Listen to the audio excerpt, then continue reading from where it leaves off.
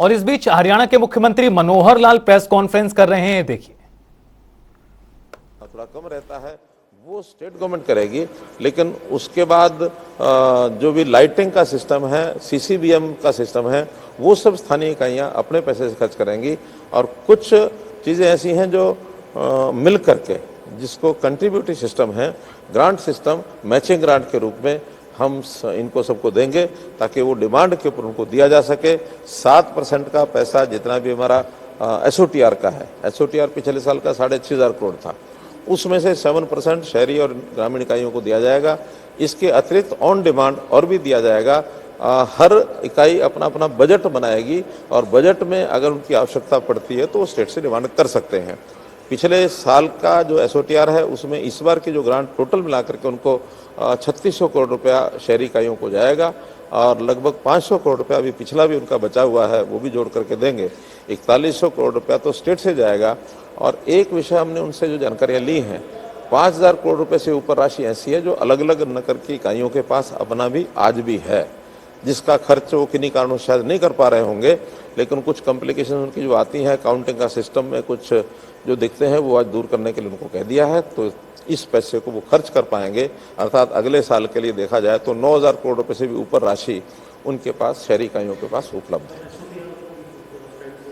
एसओटीआर होता है state own tax revenue. जो हमारा अपना टैक्स रेवेन्यू स्टेट का है वो 64,000 करोड़ रुपया है, उसका 7% पैसा वो शहरी और ग्रामीण दोनों इकाइयों को जाता है। छोटे इश्यूज होते हैं, जैसे कुछ कमी है, मानो स्टाफ की कमी है, वो उन्होंने बताया है। जहाँ कहीं उनको कठिनाई आती है कोई टेंडर में करने में, या कहीं छोटे मोटे भ्रष्टाचार के किस्से भी कई हमको मिलते हैं।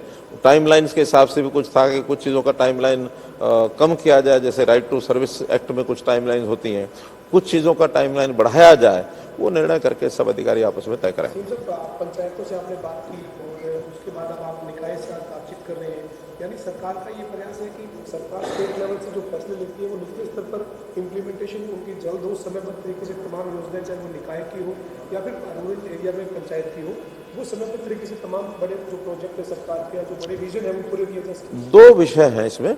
एक तो सरकार के अपने जो काम हैं वो सब सरकारी डिपार्टमेंट्स अपने लेवल पर नीचे तक पहुंचाते हैं, उनको कोई कठिनाई ना आए, उसमें कोऑर्डिनेशन ठीक हो। क्योंकि जैसे शिक्षा का, एजुकेशन का है, वो अपना स्टाफ अपना काम करता है, एग्रीकल्चर अपना करता है, इरिगेशन अपना करता है, हेल्थ अपना करता है, ये सब डिपार्टमेंट स्टेट के डिपार्टमेंट है, वो सब काम करते हैं। लेकिन जो स्थानीय जो सरकारें हैं, लोकल सेल्फ गवर्नमेंट जिनको कहते हैं, उनके अपने काम हैं। स्वच्छता का काम उनका है, शहर में सुंदरता का काम उनका है, रेगुलेशन ऑफ कॉलोनीज जो है, अनऑथराइज कॉलोनीज, उनका काम उनका है। तो इस प्रकार के जितने काम हैं ये सब स्थानीय इकाइयों के होते हैं, वो सब अपने काम करते हैं। छोटे छोटे विकास के काम वो उनको बताए गए हैं। जिला परिषदों को जैसे हमने काम बताया कि बस कुछ शेल्टर है वो उनको दे दिए, वो बनाएंगे। एनुअल मेंटेनेंस है कुछ चीज़ों का, वो उनको बताया, वो करेंगे। तो जो कामों का बंटवारा, ये एक प्रकार की स्थानीय सरकारें, अलग सरकारें होती है स्टेट गवर्नमेंट से, केवल इनको फैसिलिटेट करना हमारा काम है, फंड्स देना हमारा काम है, ऑडिटिंग करेंगे। उनको काम करने की तकलीफ, कोई कठिनाई आती है, इंजीनियरिंग डिपार्टमेंट है, वो उनके लिए उनको उपलब्ध कराया जाएगा।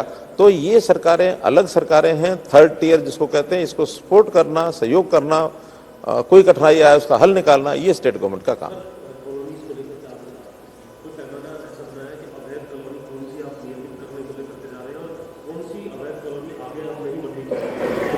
पैमाना उसका यही है कि अब किसी नई अवैध कॉलोनी की कोई रजिस्ट्रेशन नहीं होगी, पहला विषय। कोई भी पुरानी जो कॉलोनियां, अवैध कॉलोनियां हैं, उनमें रजिस्ट्रेशन के लिए 2 कंडीशन लगाई गई हैं, एक एनओसी और एक NDC. NDC no due certificate, वो उनको अर्बन लोकल बॉडी से लेना होता है ताकि कोई भी पिछला पैसा किसी तरफ बकाया ना हो। एनओसी वो हमारा डिपार्टमेंट टाउन कंट्री प्लानिंग देता है कि ये एरिया अब हमने ऑथराइज कर दिया है। ऑथराइजेशन की शर्तें ये है कि पर्याप्त चौड़ी गलियां होनी चाहिए, उसको अप्रोच रोड वो ठीक होना चाहिए। तो इस प्रकार की मोटी मोटी शर्तें हैं, ज़्यादा उसमें कोई बहुत नहीं है।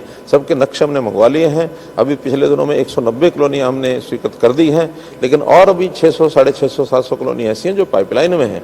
एक एक करके उसको पास कर रहे हैं, देख रहे हैं और बाद में उसकी घोषणा करेंगे। प्रदेश के दौरे पर निकलने वाले आप 2 तारीख से शुरुआत होने वाली है, गाँव में जाएंगे, स्टे करेंगे, जनसंवाद भी करेंगे। पूरे प्रदेश में क्या कार्यक्रम होंगे? देखिए, अभी भिवानी जिले से कार्यक्रम शुरू किया है। वास्तव में तो मैं पहले भी ये कार्यक्रम करता ही रहा हूं, लेकिन जैसे मैंने बताया कि कोविड के दिनों में ये प्रवास रुक गए थे और स्वाभाविक है कि जैसे सारा सिस्टम रुका था, अगले उसके बाद 1 वर्ष तक हमने उन सारी चीज़ों को ठीक करने के लिए नए सिस्टम जो लागू किए, उसमें हेडक्वार्टर पर रह करके सारी चीज़ें नई शुरू की हैं। अब अगला 1 वर्ष 1.5 वर्ष जो है वो फील्ड के लिए मैंने शुरू किया। ग्राम के जो प्रवास मैंने शुरू किया वो भिवानी जिले से 2 और 3 दिन का ये मेरा टूर प्रोग्राम है।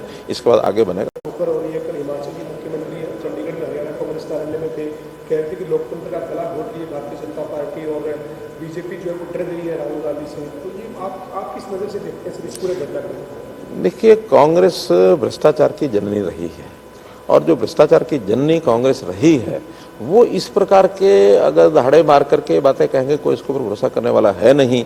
और फिर उसमें भी मर्यादाएं तोड़ करके कोई आदमी कुछ करेगा तो उसका संज्ञान जनता तो लेती है। इस बार उसका संज्ञान कोर्ट ने लिया है, तो कोर्ट ने कुछ चीज़ का संज्ञान लिया, इसमें हमने कुछ करना नहीं है, अगर हमारा विषय भी नहीं है। हाँ, कोर्ट में दोबारा से अपील करें, अपील करने के बाद अगर उनके खिलाफ कोई गलत निर्णय हुआ तो ठीक होगा, लेकिन उस निर्णय के जो फॉल आउट हैं, उस फॉल आउट में मान लो एक नियम बना हुआ है और वो आज नहीं बना, बहुत पुराना बना हुआ है, 2013 से लेकर के 14 से लेकर के अब तक।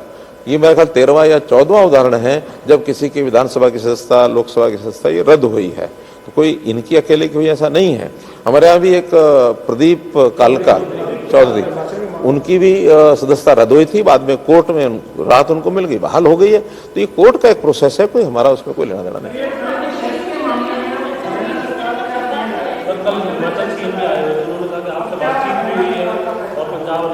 उन्होंने जो मुझे बताया था, फोन हुआ था कि जो पानी पर हमने टैक्स नहीं लगाया है, हमने तो केवल जो हाइड्रो प्रोजेक्ट्स हैं उनके ऊपर लगाया है। अल्टीमेटली हाइड्रो प्रोजेक्ट्स पर भी जो प्रभाव उसका हमारे ऊपर पड़ेगा उसका तो विरोध करेंगे। जैसे बीबीएमबी के माध्यम से उन्होंने जो भाखड़ा की बिजली पैदा होती है उसके ऊपर चार्जेस लगाया, तो उसका तो आखिर पैसा वो हमको भी देना पड़ेगा, पंजाब को भी देना पड़ेगा, कुछ और प्रदेश जो उसमें से लेते होंगे, तो बिजली का रेट महंगा हुआ, उसका प्रभाव हमें पड़ेगा, तो हम उसका तो विरोध करेंगे।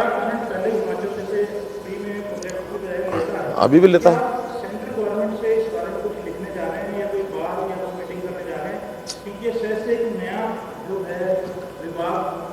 12% पहले जो मिलता है अभी भी उनको मिलता है, वो कोई विड्रा नहीं हुआ है। इसके लिए हमने विधानसभा में अपना रेजोल्यूशन पास कर दिया है। रेजोल्यूशन पास करके हमने सेंट्रल गवर्नमेंट को लिख दिया है और इसका संज्ञान अब सेंट्रल गवर्नमेंट भी लेगा और हम भी जब इसका पे करने की बात आएगी उस समय हम विरोध करेंगे कि इससे ज्यादा इसके बिहाफ पर कोई रेट बढ़ाता है बीबीएमबी, तो उसका हम पे नहीं करेंगे।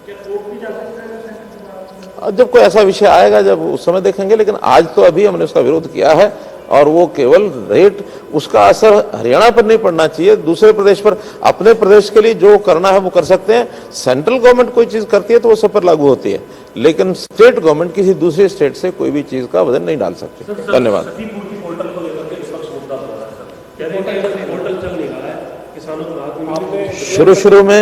शुरू में एक कठिनाई आई थी कि जो क्षतिपूर्ति पोर्टल पर वही किसान अपने नुकसान की यानी दर्ज कर सकता था जिसने पहले मेरी फसल मेरा ब्यौरा में रजिस्टर किया है, लेकिन बहुत किसान उसको लापरवाही से नहीं भरते थे, या कुछ किसानों ने हमको ये बताया कि हमारी फसल तो जो है हमने मंडी में बेचनी नहीं है।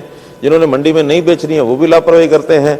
लेकिन अब जब नुकसान हुआ तो सबको ध्यान में आया कि नहीं, वहां दर्ज नहीं है तो यहाँ हमें लाभ मिलेगा नहीं। हमने उनकी बात ध्यान में कर करके जिस एरिया में ये समस्या थी वहां सब दोबारा से पोर्टल खोल दिया है। नहीं, जब से भी शिकायत डिप्टी कमिश्नर हमको लिख के भेजता है उस दिन खोल देते हैं। खोलने के बाद उन सब किसानों का पहले मेरी फसल मेरा ब्यौरा में रजिस्ट्रेशन कराया जाता है, उसके बाद वो क्षतिपूर्ति में चढ़ा सकते हैं, किसी को कठिनाई नहीं आने दी जाएगी। धन्यवाद। तो बैठक के बाद मुख्यमंत्री मनोहर लाल पीसी करते हुए तमाम जानकारियां देते हुए क्या कुछ बड़े फैसले लिए गए हैं। फिलहाल रुकेंगे छोटे से ब्रेक के लिए, आप देखते रहिए जनता टीवी।